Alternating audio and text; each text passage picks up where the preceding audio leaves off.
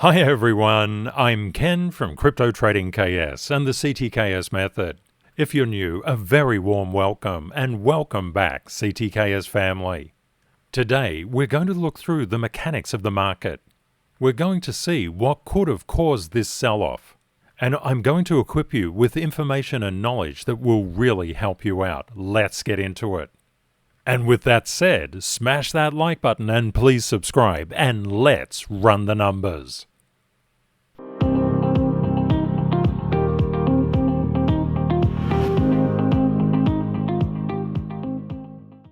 In the latest news, Bitcoin is down, and that's pulling all the alts with it. Bitcoin is literally plummeting to levels not seen since Tuesday, and a lot of people say, who the bleep is selling Bitcoin? Our community is really different. We expect the best, but prepare for the worst and capitalize on what comes. Zig Ziglar would be very proud of us. Zooming out is a really important thing. We're just getting going in the crypto market. We've just bypassed the previous all-time high, and when this has happened, going back to past cycles, it's yielded some very, very impressive results. Don't get shaken out of the market by short-term fluctuations. In fact, Bitcoin has been consolidating just currently for 84 days, and when we get these big consolidations, they fuel big movements. This is the way. And when we talk about big movements, they are very big. Of course, this is on a non-log scale, but it just gives you some indication as to where we could be going. Many thanks to Big Bam for that very, very cool comment. We're staying grounded and confident and sticking to the CTKS method to give the best edge without a doubt. When you get amazing predictions being thrown out, it's basically to distract you. And as a global family, we know that. We've seen it so many times. In news today, the Thailand Securities Exchange Commission approves the first spot Bitcoin ETF. El Salvador is at it again, just buying more and more and more Bitcoin. The financial advisors are finally catching on. We asked 150 financial advisors about their time frame for allocating to crypto. 36% said that they plan on allocating new capital to crypto within the next 12 months. We're not even going yet. Mexican billionaire Ricardo Salinas said, buy Bitcoin and keep the money out of the hands of those who want to take it. Oh, I wonder if he's talking about the banks. Could Bitcoin be the world's next reserve currency? Reserve currencies dominate for a while and then decline. Dominate and then decline. Is Bitcoin going to be the world's reserve currency? If it is, you better get you some. At a San Francisco tech fundraiser, Donald Trump pitched himself as the crypto presidente.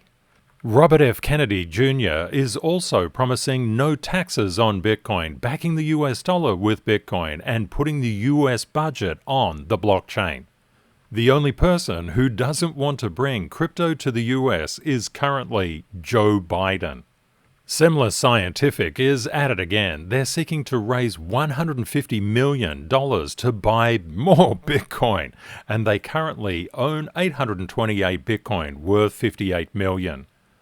And now we're getting more and more of these kind of things. How to invest your money? Well, is it mutual funds or real estate or single stocks, Bitcoin, whole life insurance, annuities? Nah, just buy Bitcoin and crypto. Oh, Ken, how could this be the case? Well, let's look at MicroStrategy. MicroStrategy, Michael Saylor has done a fantastic job as being the ambassador for Bitcoin and therefore crypto. You can see he's done rather well, 937% return compared to all sorts of other things. Well done, my friend. On ctksmethod.org, I've been putting out the price paths. I usually do those in a video, but I wanted to just release to the public MicroStrategy's potential price paths. One thing is that we understand the role of structure.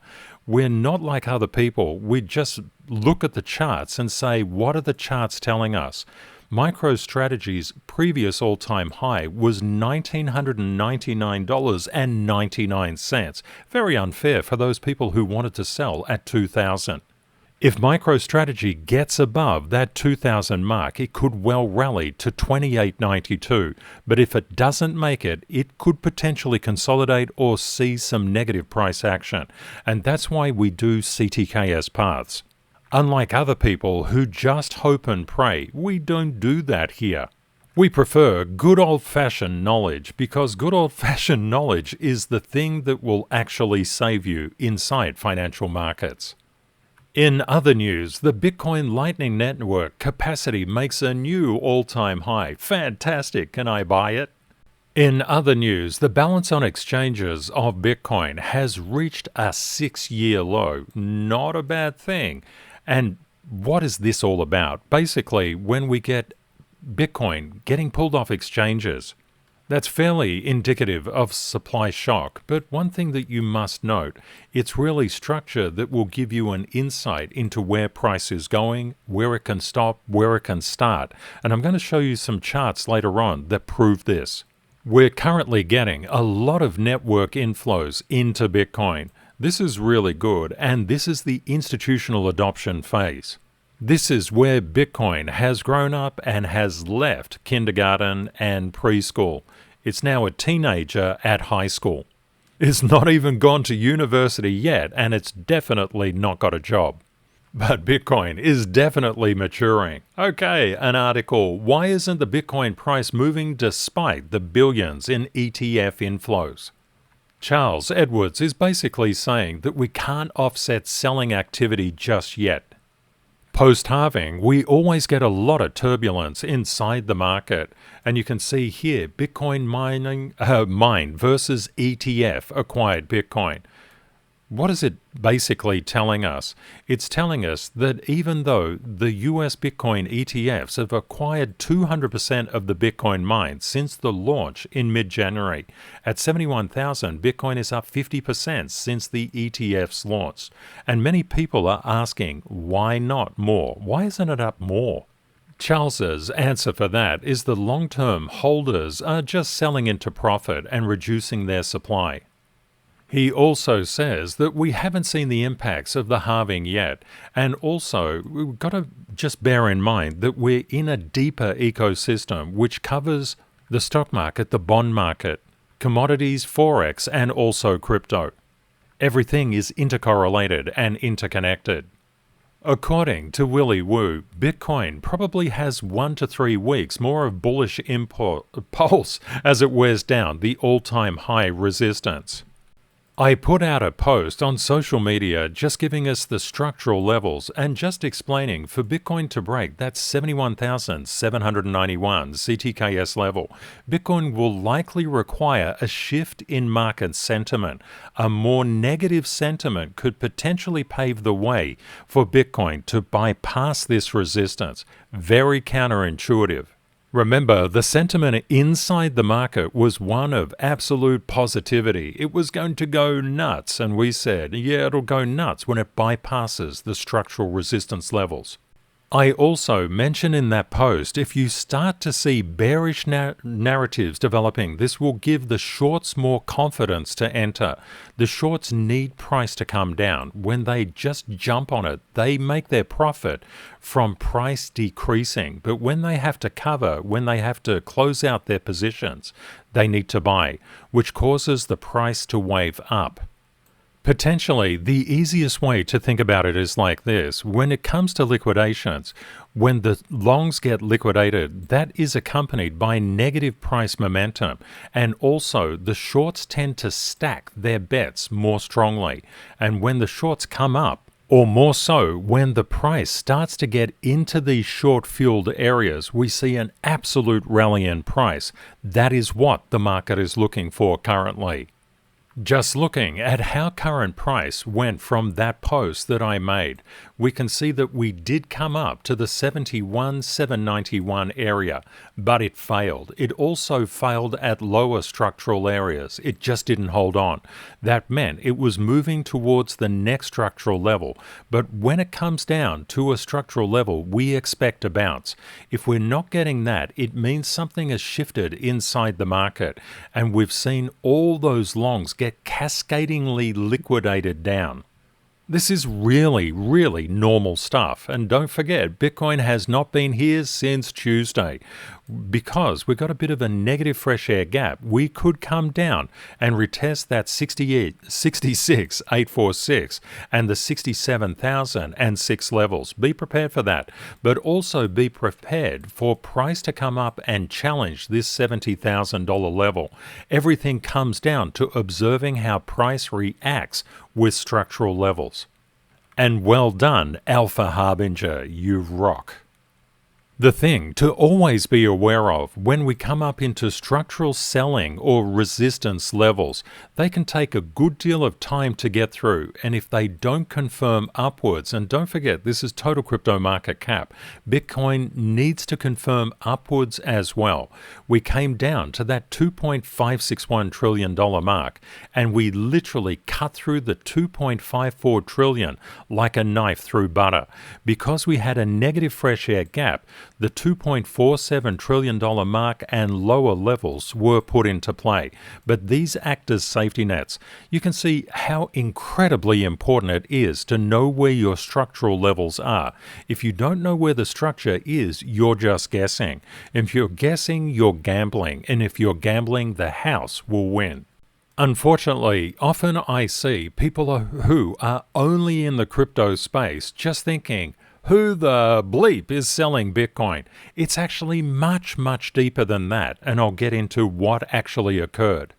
Unfortunately, a lot of people don't know about CTKS structure. Well, is it unfortunate? Maybe it's not too unfortunate for us. But the concept is, structural support and structural resistance basically determines how price moves in the market. You must look initially for the Tier 1 charts. Understanding the structural levels on those is vitally important. We looked at the structure on total crypto market cap as well as Bitcoin. But we can't stop there. We need to look broadly. Whenever you get a lot of negative momentum, just look to junk bonds, US 10-year and the US 2-year. They're very good to look at. Also make sure you look at the DXY. These will give you signals where the main market indices are going. The main market indices will tell you the signals as to where the stock market is going. And Bitcoin tends to feel things first. It's very risk sensitive. The question is, therefore, what shifted the market? Everybody looks for a specific reason, but it's not really that important. Ken, how could you say that? It's not that important. It's vitally important. Well, it's not really, because when you look at these economic indicators, often you'll find that the headline number says, wow, the US economy just added a breakthrough number of jobs. And this is why the US dollar spiked up, the yield spiked up, and therefore cratered gold, silver, Bitcoin, and the markets. Yes, that relationship is true. But when we start to look more deeply, we can see that actual full-time employment sunk to the lowest levels since December 2023. 625,000 full-time employee jobs were lost. And part-time employment is starting to make up the headline number. And also the unemployment rate is up. This is not the sign of a strong labor market. Getting back to the cause, who the bleep is selling Bitcoin? And you could just transpose it, who the bleep is selling gold?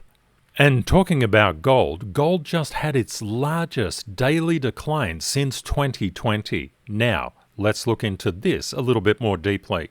There are many rules inside financial markets. Rule 225 is particularly important. Bitcoin and therefore crypto cannot escape the stock market's gravity. Now, what the heck is this about? It goes like this. If the 10-year yields, if the yields in general are coming up and the DXY is coming up, and you can see how far and how fast these reversed. These are really big reversion candles. Look at what happened to gold and look at what happened to Bitcoin, which is that blue line there. That blue line came down, and also the major indices were hit. And of course, bond prices were hit as well. This is what caused Bitcoin to decline in price. A lot of people don't understand the intercorrelation and the application of the Tier 1, Tier 2, and Tier 3 charts. And because they don't understand this, they don't understand, for example, that Bitcoin is controlled to a large degree by the DXY, junk bonds, and the US 10-year yield. Let's look into that a little bit more. And of course, gold is absolutely manipulated by those as well. With the US 10-year yield, we came down to a level of structural support and then just passed through it. But we had such incredible structural support inside the market for the US 10-year yield that it bumped up and through this positive fresh air gap. That's why we got such a huge candle here. We could have more negativity emerging inside all markets globally if the US 10-year yield starts to come up. But I believe across the weekend, people will figure out that the US jobs report is just smoke and mirrors. If that is the case, we would expect to lose this particular area of support on the US 10-year and come down into this structural support below. And falling through that once positive fresh air gap, now a negative fresh air gap, that would rally global markets. This is how important it is to look at the yields. And most people say, I'm not looking at the yields. I don't care. I don't even know what they are. We can also see that the US 2-year yield absolutely rallied. And just like the 10-year, it had a lot of structural support below it. That means it just rebounded. But it's often that you get these kind of actions on a negative declining path. So we're not actually saying we expect the yields to go positive just yet. We need confirmation. And when you look back to past particular big pushes in the yield, it doesn't mean they're going to end the month positively. Sometimes it does, and we need to be aware of that, but they often will sell down. So that's why it's very important to know your structure and to do your three-dimensional risk management. If you would like all the CTKS paths on all the Tier 1, Tier 2 and Tier 3 indicators, it's available from ctksmethod.org. We do a fairly reasonable job of predicting the range of price movements. We don't always get it 100% correct, but around 90% of the time we capture price between the upper boundary and the lower boundary. That helps you to alleviate any anxiety and fear that you might feel. And those paths are done for the Tier 1, Tier 2, and Tier 3 charts. So if you wanted to see the projection for gold, for Bitcoin, for the DXY, for the VIX, NASDAQ, Apple, Tesla, Ethereum, NVIDIA, whatever it is that's on this page, you can. You can just go across to ctksmethod.org and check it out if you would like. Personally, I believe that the institutional investors and traders were punishing Roaring Kitty for roaring too loudly. Bad kitty. Also, the news that the CEO of NVIDIA plans to sell up to $735 million worth of stock was not received well. Another vitally important rule is Rule 45. No crypto alt can escape Bitcoin's gravity. If Bitcoin is coming down, guess what's going to happen to the alts? The best thing that we can do is to just simply check it out. We can see Bitcoin came down. What happened to Binance Coin? It came down. What happened to Solana? It absolutely tanked. What about XRP? Tanking. What about Doge? Whoa, that's terrible. What about ADA? Whoa. What about SHIB? Yes, they all got whacked. That's why you must know what Bitcoin is doing from a structural perspective. You'll see a lot of influencers talking about this hype cycle. You don't want to be any part of this. You don't want to be feeling optimism or thrill or euphoria or anxiety or denial or panic or any of these things. You want to just be like smart money. Smart money is professional. It looks at the structural levels and has a definite range of strategies. Smart Money looks across the Tier 1, Tier 2 and Tier 3 charts from the structural perspective. It doesn't give two hoots about feeling emotion inside the market. If you're inside the markets for a thrill, you will probably find that that thrill turns into a great degree of panic. Instead, be in the markets to make money and to be more of a financial and emotional blessing to yourself and those you love. Just as a quick update, the structural levels have been released on all of these green areas, as well as MicroStrategy and Ethereum Classic. At a time like this, it could be good to consider that thinking just creates reality, and wealthy thinking is long-term. Rich thinking is short-term, and poor thinking is now. This doesn't have to do with the amount of money you have. This is just how people think. The key is to think long-term. If you're thinking from the long-term perspective, you already know that the markets are looking incredibly bullish. And there were some short-term fluctuations that will just push so many people out who think about only now. Inside the markets, there are always things to be worried about and always things to be excited about. I would suggest that if emotion takes hold, don't be either. Just look at the structural levels and see how price is reacting to them. And then just simply make your decisions based on that analysis. Have a great day or night ahead, my friends. And Kate and I look forward to catching up with you again in the next video. Bye for now.